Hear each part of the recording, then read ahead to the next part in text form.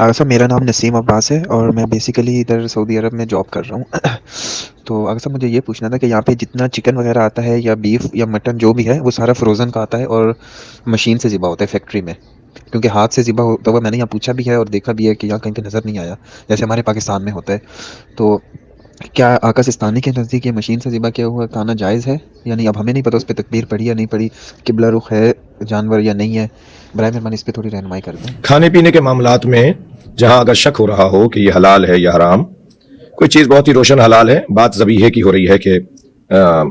مرغی کو ذبح کرتے وقت کیا ذبیحہ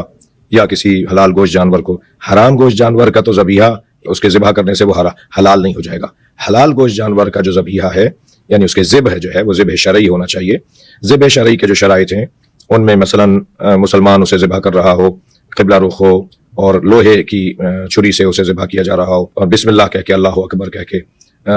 جو ہے وہ بسم اللہ پڑھ کر اسے ذبح کیا جائے اور اللہ کا نام لے کے ذبح کیا جائے. یہ شرائط جو جانور کے ہیں. اب اگر شک ہو رہا ہے کہ یہ سارے شرائط پر عمل ہوا یا نہیں ہوا تو پھر ایسا جو ماحول ہے کہ پتہ نہیں ہے کہ یہ کیا ہو رہا ہے، کیسے ہو رہا ہے، تو سوق المسلم جو ایک قاعدہ فقہی ہے اس کے مطابق اگر کسی مسلمان بازار سے آپ نے ایسی چیز خریدی ہے کہ جو حلال گوشت ہے، اب آپ کو اس کے شرائط میں شک ہو رہا ہے تو اسے حلال سمجھیں گے اور آپ اس کو استعمال کر سکتے ہیں شرعی طور پر. البتہ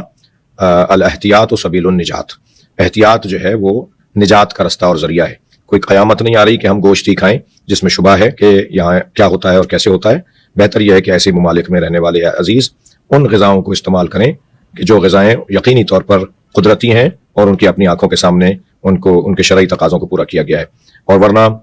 خود اپنے بہت زیادہ ہے تو وہاں جو احباب رہتے ہیں ان کے اپنے فارم ہاؤسز بھی ہیں، اپنے جاننے والوں کے فارم ہاؤسز ہیں، وہ وہاں جا کے خود ذبح کریں جانور کو اور ایک مدت تک کے لیے اپنے گھر میں اس کو محفوظ بھی کر سکتے ہیں. بہت شکریہ.